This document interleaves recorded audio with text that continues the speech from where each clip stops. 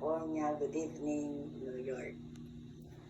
Yung iba kong dapat sabihin ay nasabi na ni Josie, yung bang staying young is in the mindset.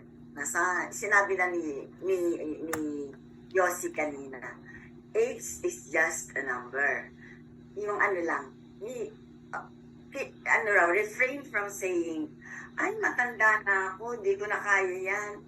Ay, ang sakit ng ganito ko, ang sakit. Huwag ka raw pala dahil.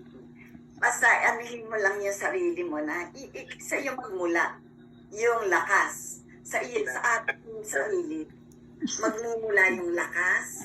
Sa ating sarili, magmumula yung pag-iisip na tayo ay kaya pa natin gawin yung mga bagay na nagagawa ng mga bata. Yun yan. And lastly, yung isa na lang, yung sa beauty tips, di ba pagka tayo ay nagkakaedad, bumabagsak yung ating eyelids. Itong ating ganito ay bumibigat na as we grow older. Ayun, ang isang tip daw ay 30 seconds na every morning, itataas mo siya para yung eyelid hindi nawawala. Alam niyo yun, yung hindi, kasi nakakadagdag sa edad natin, pag nawala na yung guhit sa sa mga babae.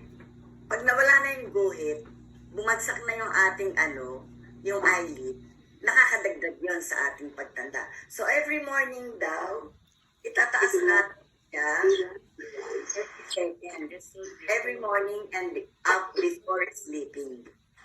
Yan lang po at magandang araw sa inyo lahat. Thank you.